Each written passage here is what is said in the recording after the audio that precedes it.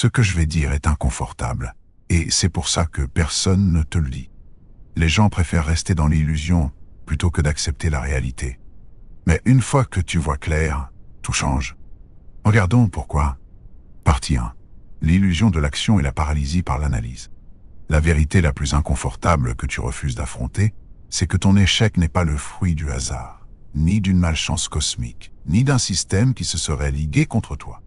Ton échec est une architecture complexe, minutieusement bâtie par tes propres soins, jour après jour, à travers un mécanisme psychologique redoutable.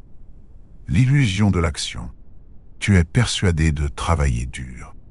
Tu es convaincu de faire des efforts monumentaux pour changer de vie, pour bâtir un empire financier ou simplement pour échapper à la médiocrité ambiante. Pourtant, les mois passent, les années s'accumulent, et ton compte en banque, tout comme ton statut, reste désespérément figé. Cette stagnation n'est pas due à un manque de désir, mais à une perversion de ton cerveau qui a appris à confondre la préparation avec l'exécution. Tu es devenu un drogué de la dopamine de la planification. À chaque fois que tu achètes un nouveau carnet, que tu télécharges une nouvelle application de productivité, ou que tu regardes une énième vidéo sur les secrets de la richesse, ton cerveau libère une dose de récompense chimique. Physiologiquement, tu ressens exactement la même satisfaction que si tu avais réellement accompli quelque chose de concret pour toi. Mais dans la réalité physique et économique, tu n'as absolument rien produit. Le marché se moque éperdument de tes intentions, de tes listes de tâches colorées et de tes routines matinales complexes. Le marché est une entité froide et amorale, qui ne récompense que la valeur extraite et délivrée, une valeur que tu es incapable de fournir parce que tu es terrifié à l'idée de passer de la théorie à la pratique. Cette paralysie par l'analyse est le bouclier ultime de ton ego. En restant éternellement dans la phase de recherche, d'apprentissage et de préparation, tu te protèges de la seule chose qui te terrifie plus que la mort elle-même. Le jugement de l'échec réel. Si tu ne lances jamais ce projet, si tu n'investis jamais ce capital, si tu ne publies jamais ce travail, alors tu ne peux pas techniquement échouer. Tu restes dans le royaume confortable du potentiel. Dans ton esprit, tu es un millionnaire en devenir, un génie incompris qui attend simplement le bon moment. Mais le potentiel n'a aucune valeur marchande. C'est une monnaie de singe qui ne s'échange que dans le tribunal de ta propre vanité. En refusant de te confronter à la friction du monde réel, tu as choisi une mort lente et silencieuse plutôt qu'une bataille brutale mais révélatrice. L'industrie moderne du développement personnel et de la hustle culture a parfaitement compris cette faille de la psychologie humaine et l'exploite avec une cruauté chirurgicale. On te vend l'idée que lire 50 livres par an fera de toi un leader, que la méditation à 5 heures du matin te rendra riche et que la visualisation de tes objectifs pliera l'univers à ta volonté. Tout ceci n'est qu'une immense mascarade destinée à te maintenir dans un état de consommation passive. Tu es le client parfait de cette économie de l'illusion. Tu dépenses ton temps et ton argent pour acheter le sentiment du progrès, tout en restant exactement à la même place. Tu as transformé le développement personnel en une nouvelle forme de divertissement, un Netflix de l'ambition où tu regardes les autres agir pendant que tu restes affalé sur le canapé de tes propres peurs. Regarde les véritables bâtisseurs, ceux qui manipulent les rouages de la richesse et du pouvoir. Ils ne sont pas paralysés par le besoin de perfection. Ils opèrent dans le chaos, avec des informations incomplètes, et ils exécutent avec une brutalité qui te ferait frémir. Ils ont compris que l'incompétence initiale est le prix d'entrée inévitable de toute entreprise d'envergure. Ils lancent des produits imparfaits, ils prennent des décisions risquées basées sur des probabilités, et ils corrigent le tir en temps réel. Ils n'attendent pas que les étoiles s'alignent, car ils savent que l'univers est par nature anthropique et désordonné.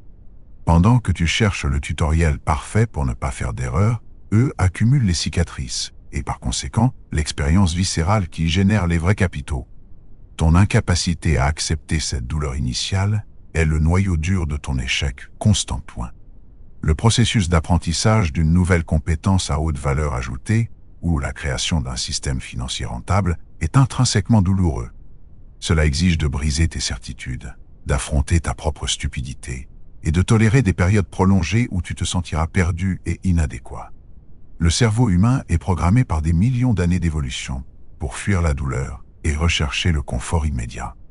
Dès que tu ressens cette friction, dès que le code bug, dès que le client dit non, dès que le marché se retourne contre toi, ton instinct archaïque prend le dessus et t'ordonne de fuir vers des activités familières et réconfortantes. Tu retournes à tes plans de bataille stériles. Pour briser ce cycle, il faut procéder à un assassinat métaphorique de ton identité actuelle. Tu dois cesser de te percevoir comme un apprenant ou un stratège pour devenir un exécutant froid et méthodique. Cela implique de détruire l'autel sur lequel tu vénères la perfection. La perfection est une chimère bourgeoise inventée par ceux qui n'ont jamais rien eu à construire pour survivre. Le monde réel appartient aux itérations rapides, aux brouillons sales qui sont mis sur le marché, testés, détruits, puis reconstruits avec une précision légèrement supérieure. Chaque seconde que tu passes à peaufiner une idée dans le vide de ta chambre est une seconde où la concurrence, moins talentueuse mais plus agressive, s'empare de tes parts de marché et de ton futur. Il est temps de regarder la réalité en face avec une lucidité terrifiante. Fais l'inventaire des 12 derniers mois de ton existence. Retire toutes les heures passées à lire, à écouter des podcasts, à débattre d'idées avec des amis aussi fauchés que toi et à planifier tes futures victoires. Que reste-t-il? Quel est le volume exact de tes actions pures, de tes confrontations directes avec le risque financier ou entrepreneurial? Pour 99% des gens, ce chiffre est proche du zéro absolu. C'est la dissonance cognitive ultime. Se croire dans l'arène alors qu'on est simplement assis dans les gradins, commentant le match tout en s'empiffrant d'illusions de grandeur. Tant que tu ne reprogrammeras pas ton système de récompense interne pour qu'il ne s'active qu'à la livraison d'un résultat tangible et non à l'initiation d'une idée, tu continueras à échouer. L'univers ne te doit rien. Ta souffrance silencieuse face à ton potentiel inexploité n'émeut personne. La seule véritable mesure de ton existence dans ce jeu cruel et fascinant qu'est le capitalisme, c'est ce que tu arrives à imposer au réel par la force de ton exécution. Sors de la phase de préparation. Accepte le chaos. Embrasse l'imperfection. Partie 2. La prison du statut et l'addiction à la validation sociale. Il existe une cage invisible dans laquelle l'écrasante majorité de la population s'enferme volontairement, une prison aux barreaux dorés dont les gardiens ne sont autres que leurs propres pairs. Cette prison, c'est le jeu du statut social.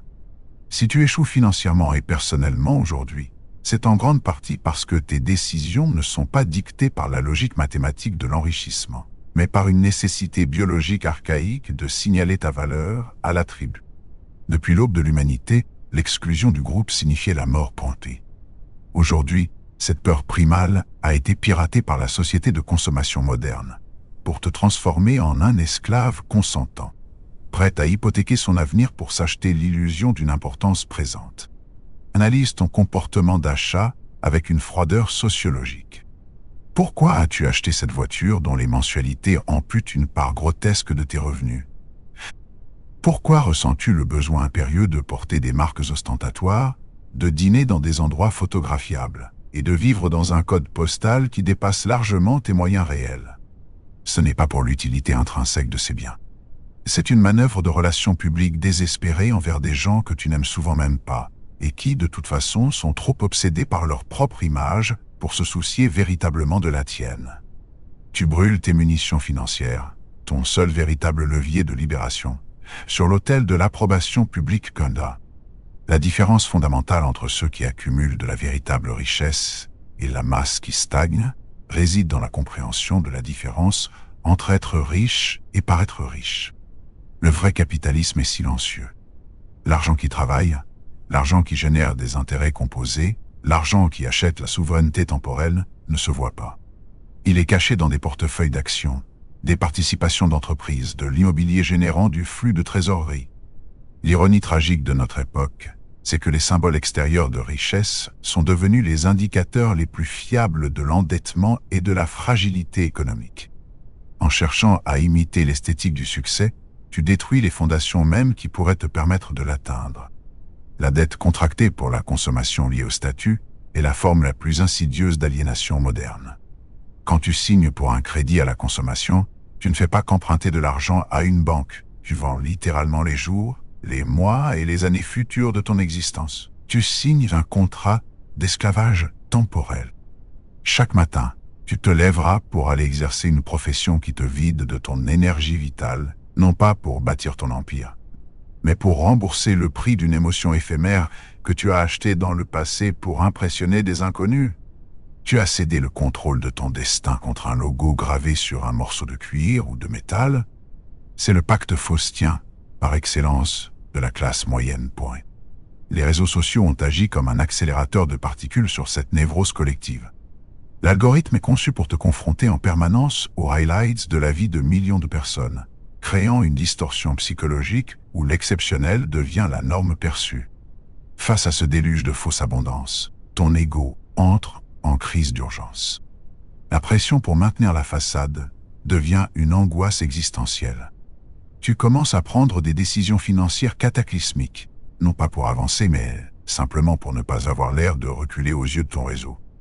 C'est une course aux armements psychologiques où tout le monde perd, enrichissant au passage les banques et les conglomérats du luxe qui observent ce cirque avec cynisme. Cette obsession du statut engendre un ressentiment toxique qui pourrit ta psychologie de l'intérieur. En vivant au-dessus de tes moyens, tu te mets dans une position de stress chronique. Tu sais, au fond de toi, qu'un seul grain de sable, une perte d'emploi, une crise économique, un problème de santé suffirait à faire s'effondrer ton château de cartes. Cette fragilité silencieuse génère une anxiété latente qui draine la bande passante mentale dont tu aurais désespérément besoin pour créer de la valeur, apprendre des compétences rares et prendre des risques calculés. Tu es trop occupé à gérer les apparences de la survie pour pouvoir te concentrer sur l'offensive. Tu joues pour ne pas perdre la face, au lieu de jouer pour gagner la guerre. Pour t'extraire de cette dynamique, il te faut adopter une mentalité que la majorité considérera comme sociopathique. Tu dois devenir totalement et absolument indifférent à la perception que la plèbe a de ton statut. La véritable liberté commence le jour où tu es capable de descendre de l'échelle sociale perçue, de réduire ton train de vie de manière drastique, de rouler dans un véhicule modeste et de porter des vêtements anonymes, tout en affichant un sourire indéchiffrable. Car tu sais que tu es en train d'accumuler secrètement des actifs. C'est l'arrogance sereine du prédateur qui se fait passer pour une proie.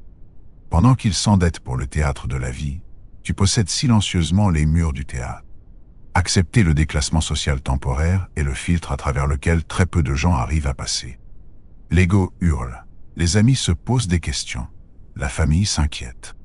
Ils projetteront leurs propres insécurités sur ta frugalité stratégique. Ils te traiteront de radin, d'asocial, d'ambitieux délirant. C'est précisément à ce moment-là que tu devras prouver ta force de caractère. Si tu cèdes à leurs commentaires, si tu modifies ton allocation de capital pour les rassurer, tu auras prouvé que tu n'es pas apte à gérer la véritable puissance financière. L'argent fuit ceux qui le respectent moins que l'opinion d'autrui. La solitude de cette démarche n'est pas une punition. C'est une sélection naturelle éliminant les faibles. L'ironie suprême de cette discipline stoïque, c'est qu'elle finit par attirer un statut bien supérieur, mais d'une nature fondamentalement différente. Lorsque tu as passé une décennie à accumuler du capital et des compétences dans l'ombre, et que les résultats exponentiels éclatent soudainement au grand jour, tu accèdes à la sphère de l'indépendance totale. À ce stade, le statut ne s'achète plus. Il émane de ta capacité à dire non à n'importe qui, n'importe quand. Tu ne cherches plus à prouver que tu fais partie du club. Tu as construit ton propre club. C'est la transition métaphysique de l'esclave cherchant l'approbation du maître au maître souverain de son propre univers. La prochaine fois que tu sortiras ta carte de crédit pour un achat non essentiel, arrête-toi une seconde. Observe ce morceau de plastique comme s'il s'agissait d'une arme pointée sur ton propre avenir. Pose-toi la question avec une honnêteté brutale. Est-ce que cet achat augmente mes options pour l'avenir? Ou est-ce qu'il resserre un peu plus les chaînes autour de mes poignets pour satisfaire l'ego d'un singe social terrifié à l'idée d'être invisible? Si tu n'es pas capable d'assassiner en toi ce besoin de validation externe, arrête de te demander pourquoi tu échoues. Ta défaite est inscrite dans ton ADN comportemental, et tu ne seras jamais rien de plus qu'un pion très bien habillé sur l'échiquier de ceux qui ont compris les règles du jeu. Partie 3. L'incapacité à différer la gratification et le rejet de l'ennui. Si tu sondes les profondeurs de ta psychologie, tu découvriras une faille béante qui engloutit systématiquement tes ambitions, ton incapacité viscérale à différer la gratification. Nous vivons dans une ère de stimulation hyperbolique. Ton cerveau a été reconditionné, piraté par des ingénieurs de l'attention basés dans la Silicon Valley, pour exiger et obtenir des décharges de dopamine toutes les 15 secondes. Que ce soit via des vidéos courtes, de la nourriture ultra transformée, de la pornographie instantanée ou des notifications sociales. Ton système neurologique est maintenu dans un état de frénésie infantile. Or, les mécanismes de création de la richesse, de l'expertise et du pouvoir reposent sur un paradigme temporel diamétralement opposé. Ils exigent des mois, voire des années d'efforts constants, souvent invisibles et ingrats, avant de livrer la moindre récompense. C'est là que réside le fameux test du marshmallow, mais à l'échelle d'une vie adulte. Tu échoues parce que tu es perpétuellement à la recherche du raccourci magique. C'est cette impatience pathologique qui pousse des millions de personnes à se faire ruiner par des schémas de crypto-monnaies obscures, des promesses de devenir riches rapidement ou des paris sportifs océans. Tu veux le sommet de la montagne, mais tu refuses catégoriquement de marcher dans la boue glaciale pendant des semaines pour y arriver. Dès que l'entreprise dans laquelle tu t'es lancé exige de traverser ce que l'on appelle le désert, cette longue phase aride où l'effort est maximal et les résultats inexistants, ton cerveau en sevrage de dopamine panique pointée. Il te murmure que ça ne marche pas, que tu perds ton temps et tu abandonnes pour chercher le prochain objet brillant. La dure réalité que personne ne veut avouer, c'est que le véritable succès est d'une monotonie terrifiante. C'est fondamentalement ennuyeux. Bâtir une entreprise rentable, c'est envoyer les mêmes emails, faire les mêmes appels de vente, optimiser les mêmes processus banals jour après jour. Investir en bourse, c'est allouer mécaniquement une partie de ton capital à des fonds indiciels tous les mois, pendant 30 ans, sans jamais céder à la panique ou à l'euphorie. Il n'y a ni musique de fond épique, ni montage vidéo dynamique, ni foule en délire. Il n'y a que toi, le silence de ta chambre, la froideur d'un écran d'ordinateur, et la répétition obsessionnelle des mêmes fondamentaux, jusqu'à ce que la magie des intérêts composés daigne faire son apparition. L'être humain moderne a développé une phobie de cet ennui. Quand les choses deviennent stables, linéaires et nécessitent simplement de la constance, une angoisse s'installe. Beaucoup de gens s'auto-sabotent purement et simplement pour réintroduire du chaos et du drame dans leur existence. Car le drame, bien que destructeur, a le mérite d'être émotionnellement stimulant. Tu détruis un business naissant en changeant brusquement de stratégie, juste au moment où la première allait commencer à porter ses fruits. Tu liquides tes investissements lors d'une baisse mineure du marché, parce que la tension est trop forte. Tu es un drogué à l'adrénaline de la nouveauté, incapable de supporter la platitude vertueuse de l'accumulation lente et méthodique. Pour maîtriser le jeu de l'argent et de la réussite, tu dois opérer une mutation physiologique de ta perception du temps. Il faut apprendre à trouver une satisfaction intellectuelle, presque perverse, dans l'absence de résultats immédiats. Tu dois t'entraîner à aimer la phase de latence. C'est la capacité à planter une graine, à l'arroser méthodiquement chaque jour en sachant pertinemment que rien ne sortira de terre avant plusieurs saisons, et à puiser ta fierté non pas dans la récolte, mais dans la rigueur implacable de ton processus d'arrosage. Ce détachement émotionnel vis-à-vis du résultat court terme est la signature psychologique de l'élite financière et entrepreneuriale. Les médias et la culture populaire perpétue l'illusion pernicieuse du succès fulgurant. On te présente le génie de la technologie qui devient milliardaire à 25 ans, ou l'artiste qui explose du jour au lendemain. Ce qu'on omet soigneusement de te montrer, ce sont les 10 000 heures de code tapées dans l'obscurité, les échecs humiliants, les nuits d'insomnie à frôler la banqueroute, et les années de préparation méticuleuse qui ont précédé ce prétendu coup de chance. En te comparant à cette version tronquée et idéalisée de la réalité, tu te condamnes à la frustration. Tu t'attends à des résultats exponentiels après quelques semaines d'efforts linéaires, et la désillusion qui s'ensuit te brise la colonne vertébrale de l'engagement. Comprendre la nature asymétrique du rendement est vital. Dans tout processus d'accumulation de valeur, les 80 premiers pourcents de l'effort ne génèrent souvent que 20%, voire moins, des résultats visibles. Mais ce sont ces 80% initiaux qui construisent la fondation critique. Si tu abandonnes à la moitié du chemin, parce que tu as l'impression de stagner, tu ne perds pas seulement le temps investi, tu détruis le potentiel explosif de la phase finale. C'est la tragédie des éternels débutants. Ils passent leur vie à fournir l'effort initial, le plus ingrat et le plus douloureux, dans 10 domaines différents, sans jamais atteindre le point d'inflexion où l'effort devient marginal et les bénéfices colossaux. Endurer ce plateau, nécessite de mettre en place des systèmes qui contournent ta propre nature, défaillante. Tu ne peux pas compter sur ta volonté pure pour résister à la tentation de la gratification immédiate, car la volonté est une ressource épuisable. À la fin d'une longue journée, face à la fatigue et au stress, ton cerveau reptilien gagnera toujours. Tu dois donc concevoir ton environnement financier et de travail de manière à ce que l'abandon soit plus difficile que la continuation. Automatise tes investissements pour ne plus avoir à prendre la décision chaque mois. Bloque les distractions numériques lors de tes phases de travail profond. Rend la mauvaise décision exigeante et la bonne décision inévitable.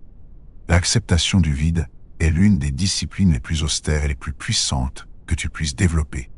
C'est l'art de fixer le mur blanc de tes projets en cours, de ressentir l'appel lancinant de la distraction, du divertissement, de la fuite vers la facilité, et de décider consciemment de ne pas bouger, de rester dans l'inconfort pour aider la camphia.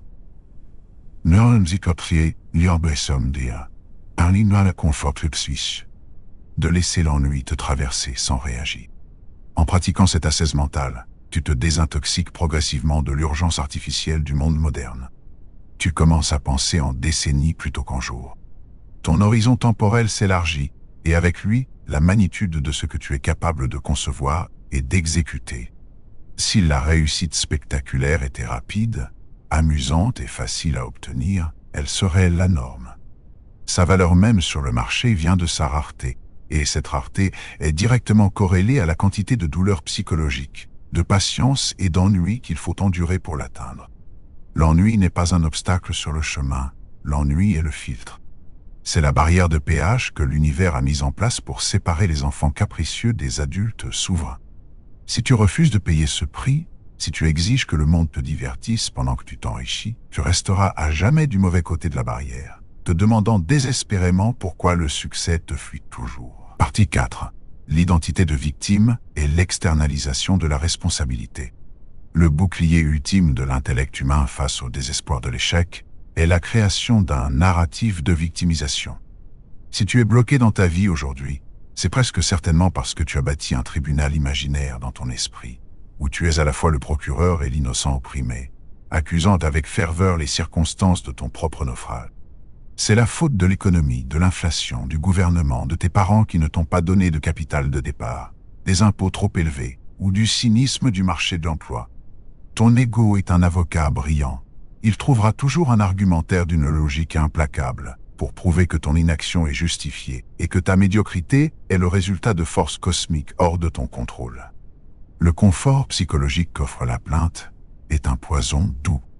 Il crée une fausse solidarité avec la majorité silencieuse des autres perdants de ce jeu. Se retrouver autour d'une bière pour maudire le patronat, les politiciens ou les riches est un rituel de réassurance collective. C'est le syndrome du panier de crabe. Dès que l'un tente de s'en échapper, les autres le ramènent au fond. En acceptant le statut de victime, tu obtiens la sympathie de tes pairs et tu t'absous de la tâche titanesque et terrifiante de te battre pour ta propre élévation. Tu échanges la possibilité de devenir puissant contre la certitude d'être plein. C'est une transaction misérable, mais qui permet de dormir la nuit sans avoir à affronter son propre reflet. Nous assistons aujourd'hui à l'émergence d'un nihilisme financier ravageur. Une génération entière se persuade que le jeu est truqué, que l'immobilier est inaccessible, que les élites ont verrouillé toutes les portes, et que par conséquent, toute tentative d'enrichissement est futile. Ce constat est partiellement vrai. Le jeu est fondamentalement truqué. Les règles sont écrites par ceux qui ont le pouvoir pour ceux qui ont le pouvoir. Mais la déduction que tu en tires, abandonnée, est d'une lâcheté intellectuelle absolue. Que le terrain soit incliné et que l'arbitre soit corrompu n'annule pas la nécessité de jouer. Le cynisme est souvent le refuge des paresseux qui veulent avoir l'air intelligent sans avoir à fournir l'effort du combat. En externalisant constamment la responsabilité de ta situation, tu te castres toi-même de tout pouvoir d'action. Le concept de locus de contrôle est central ici. Ceux qui ont un locus de contrôle externe croient que leur vie est dictée par la chance et le destin. Ils sont les passagers passifs de leur existence. L'élite de l'exécution, à l'inverse, possède un locus de contrôle interne féroce. Ils partent du principe que si quelque chose va mal dans leur vie, c'est intrinsèquement de leur faute, même quand ça ne l'est objectivement pas. Si l'économie s'effondre et détruit leur entreprise, ils se blâment de ne pas avoir prévu cette cyclicité macroéconomique et de ne pas avoir diversifié leur flux de revenus. Il faut que tu comprennes la nature du marché avec une clarté brutale. Le marché est une force naturelle, comparable à la gravité ou à l'océan. Si tu prends la mer avec un bateau troué et que tu coules au milieu d'une tempête, blâmer l'océan de sa violence est le sommet de la stupidité. L'océan ne ressent ni haine ni compassion envers toi. Le marché ne se soucie pas de tes traumatismes d'enfance, des difficultés de ta condition sociale ou de la pureté de tes intentions. Il ne fait que réagir à l'offre, à la demande et à la valeur que tu es capable d'imposer. Tes excuses, aussi valables et déchirantes soient-elles sur le plan humain, n'ont absolument aucune devise d'échange dans la sphère économique. L'adoption de croyances politiques ou philosophiques victimaires est souvent utilisée comme une anesthésie morale pour justifier un manque de discipline personnelle. Il est infiniment plus facile de militer pour la redistribution des richesses que de s'asseoir à son bureau tous les soirs de 20h à minuit pour acquérir une compétence rare et monétisable. C'est la possession idéologique utilisée comme bouclier contre la réalité froide de la compétition humaine. L'énergie que tu dépenses à t'indigner de l'injustice du monde est une énergie volée à la construction de ton propre sanctuaire d'indépendance. La seule véritable rébellion contre un système injuste, c'est de devenir suffisamment puissant pour s'en extraire et dicter ses propres règles. Le paradigme de l'appropriation extrême, ou extreme ownership, est un changement cognitif radical et douloureux. Cela exige d'assumer que ton compte en banque actuel, ta condition physique, la qualité de ton réseau et ton niveau de stress sont l'exacte somme mathématique des décisions que tu as prises au cours des 5 dernières années. C'est une pilule amère à avaler, car elle détruit instantanément l'illusion de l'injustice. Mais la contrepartie de cette souffrance initiale est une libération absolue. Si tu es l'architecte de ton propre désastre, cela signifie empiriquement que tu détiens également la capacité totale d'être l'architecte de ton propre sauvetage. La responsabilité est la clé qui ouvre la cage. Analyser tes échecs à travers le prisme de la responsabilité absolue demande de la froideur. Tu dois retirer toute émotion, toute honte, et regarder tes défaites comme un ingénieur analyse la boîte noire d'un avion craché. Pourquoi as-tu perdu de l'argent sur cet investissement? Ce n'est pas la faute du marché cryptographique ni d'un conseiller financier. C'est toi qui as manqué de diligence raisonnable, qui as cédé à l'avidité, FOMO, et qui as ignoré ta propre gestion du risque. En diagnostiquant tes propres incompétences avec cette cruauté clinique, tu transformes chaque échec financier ou personnel en un point de données brut qui servira à calibrer ton prochain mouvement. S'éloigner des chambres d'écho de la rancœur est une nécessité absolue de survie. Tu dois purger ton environnement des individus qui se complaisent dans la litanie des excuses. L'énergie victimaire est hautement contagieuse. En t'entourant de gens qui passent leur temps à expliquer pourquoi le succès est impossible, ton cerveau adoptera leurs limitations comme des vérités universelles pour s'intégrer au groupe. Choisis la solitude plutôt que la compagnie des défaitistes. Entoure-toi de l'histoire et des paroles de ceux qui ont traversé l'enfer avec une absence totale de complainte, de ceux qui ont regardé l'injustice du monde droit dans les yeux et ont répondu par une accumulation méthodique de compétences et de capital. Le passage de la victime impuissante à l'acteur responsable est l'initiation majeure de la vie adulte. Tant que tu continueras à chercher un coupable externe à ta situation financière et personnelle, tu remettras les clés de ta destinée à ce même coupable. Le monde est sombre, injuste, chaotique et impitoyable. C'est un état de fait immuable. Ta prérogative n'est pas de pleurer sur cette nature cruelle, ni d'attendre qu'un sauveur hypothétique vienne niveler le terrain de jeu. Ta prérogative est de t'endurcir, de développer une peau de rhinocéros, d'assumer l'entièreté du poids de ton existence et d'avancer dans les ténèbres avec la certitude froide que tes résultats dépendent exclusivement de l'application de ta propre volonté. Partie 5. L'architecture de la réalité et la froideur de l'exécution. Nous arrivons au point de convergence, là où les illusions meurent et où la brutalité de la réalité physique et financière prend ses droits. Tu as compris que l'action perpétuellement simulée ne mène à rien, que la recherche de statut est un suicide financier, que l'impatience est la mère de toutes les ruines, et que te victimiser te prive de tout pouvoir. Maintenant, que reste-t-il lorsque tu as dépouillé ton esprit de ces mécanismes d'auto-sabotage? Il reste un espace vide, glacial et silencieux. C'est l'espace de l'architecture pur. C'est ici que tu cesses d'être un enfant espérant un miracle pour devenir l'architecte froid et calculateur de ta propre existence.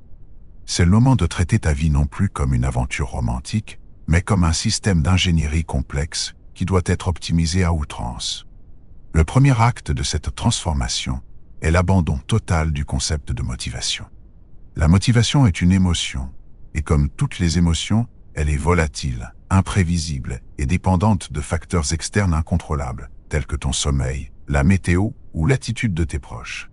Construire un empire financier ou une vie d'excellence en se reposant sur la motivation revient à construire une tour de verre sur des sables mouvants. L'élite n'est pas motivée, elle est disciplinée. Elle opère de manière mécanique. Tu dois te traiter comme une machine de traitement de données et d'exécution de tâches. Quand le réveil sonne à 5 heures du matin, ou qu'il faut analyser des bilans comptables à minuit, la question de savoir si tu as envie de le faire n'a même pas lieu d'être posée. Le programme s'exécute, indépendamment de tes états d'âme. L'architecture de ton environnement est la clé de cette exécution implacable. Ta force de volonté étant limitée, tu dois concevoir une forteresse autour de tes objectifs.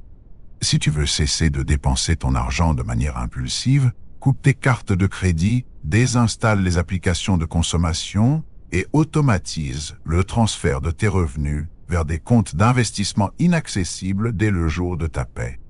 Si tu veux bâtir une entreprise, aménage un espace de travail austère, coupe la connexion Internet des éléments non essentiels et informe ton entourage de ton indisponibilité totale. Tu dois truquer le jeu en ta faveur en rendant le vice d'une complexité décourageante et la vertu de la production comme la seule issue de facilité. La maîtrise des intrants et des extrants détermine la structure de ta psychologie. Tu es littéralement le produit intellectuel et financier de l'information que tu consommes. La plupart des gens ingèrent un régime toxique de divertissement de bas niveau, de nouvelles anxiogènes et de drames sociaux, puis s'étonnent que leur cerveau produise des résultats médiocres. L'architecte, lui, censure avec une cruauté absolue tout ce qui entre dans son champ de conscience. Chaque livre, chaque vidéo, chaque conversation doit avoir un retour sur investissement cognitif. Ton esprit est un ordinateur de haute performance. Si tu y insères du code poubelle, tu obtiendras une vie de poubelle. Affame tes distractions pour nourrir ton attention de données brutes, de connaissances techniques et de modèles mentaux éprouvés. Savoir dire non devient alors ta compétence la plus létale. Le focus, contrairement à la définition populaire, n'est pas la capacité à se concentrer intensément sur une seule chose. Le vrai focus, c'est la violence avec laquelle tu vas repousser, ignorer et détruire les centaines de bonnes opportunités qui vont tenter de te dévier de ton opportunité exceptionnelle. Tes amis te proposeront des soirées, d'autres entrepreneurs te proposeront des partenariats flatteurs, de nouveaux investissements à la mode t'appelleront comme des sirènes. Si tu dis oui, tu dilues ton capital temporel et financier. L'architecture de la réalité exige un égoïsme stratégique assumé. Tu dois devenir une forteresse impénétrable face aux sollicitations qui ne servent pas ta trajectoire mathématique. La construction d'une psychologie résiliente, fondamentalement stoïcienne, est ton bouclier face au chaos inévitable du marché. Dans l'exécution froide, tu pars du postulat que tout ce qui peut mal tourner, tournera mal à un moment donné. Tes clients te trahiront, tes employés commettront des erreurs fatales, les gouvernements changeront les lois fiscales en ta défaveur, et les marchés financiers connaîtront des cracks sanglants. C'est la nature anthropique des affaires. L'amateur panique et s'effondre face à l'imprévu. L'architecte a déjà visualisé la catastrophe, intégré sa probabilité dans son modèle de risque, et préparé des protocoles de contingence émotionnelle et financiers. Quand l'enfer se déchaîne, ton rythme cardiaque ne doit pas s'accélérer. Tu analyses, tu ajustes, tu exécutes. Le carburant de cette machinerie n'est ni la joie ni l'enthousiasme, mais une conscience aiguë de ta propre mortalité. L'argent se gagne, se perd, s'imprime et se détruit. Le temps, lui, s'écoule de manière linéaire, unidirectionnelle et ne se récupère jamais. Chaque seconde qui passe est une goutte de ton capital vital qui s'évapore dans le néant. Si tu échoues toujours, c'est que tu vis avec l'arrogance d'un être immortel. Tu crois avoir le luxe de repousser à demain la prise de risque, la création de valeur et l'accumulation de puissance. Tu ne l'as pas. L'urgence doit devenir le bruit de fond permanent de ton existence, te poussant à extraire un maximum de valeur de chaque cycle de 24 heures avant que le rideau ne tombe définitivement. La scission économique de la société s'opère sur une ligne de fracture très claire. La transition de l'état de consommateur à celui de producteur. Le monde est divisé entre ceux qui mangent et ceux qui fournissent la nourriture, ceux qui se divertissent et ceux qui créent le divertissement, ceux qui s'endettent et ceux qui perçoivent les intérêts de cette dette. Pour cesser d'échouer, tu dois réaligner intégralement ton identité et passer du côté de la production. Tes journées ne doivent plus être mesurées par ce que tu as acheté ou ressenti, mais par ce que tu as créé, codé, construit, vendu ou investi. C'est une transmutation alchimique qui demande de basculer d'une existence passive à une prédation créative continue. Enfin, l'acceptation de l'ultime vérité solitaire s'impose. Absolument personne ne viendra te sauver. Aucun gouvernement ne votera une loi pour te rendre riche. Aucun mentor bienveillant ne te prendra par la main pour faire le travail difficile à ta place. Aucun krach boursier ne sera l'opportunité miraculeuse si tu n'as pas généré le cash pour en profiter. Tu es seul dans l'arène. C'est une réalisation d'une noirceur vertigineuse, mais elle contient le germe de ton omnipotence. Si tu es l'unique responsable de ta ruine potentielle, tu es aussi le seul maître à bord pour naviguer vers l'indépendance absolue.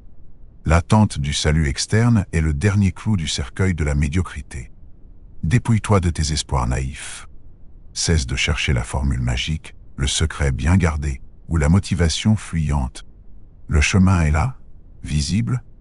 Il est froid, austère et d'une logique mathématique sans pitié. Accepte les règles de ce monde telles qu'elles sont, et non telles que tu voudrais qu'elles soient. Lève-toi, observe l'architecture de tes échecs passés, démonte ce système défectueux et commence l'exécution implacable de ton nouveau code source. Le temps des mots est révolu. Seul le verdict de l'action dictera si tu appartiens au sommet ou aux abysses.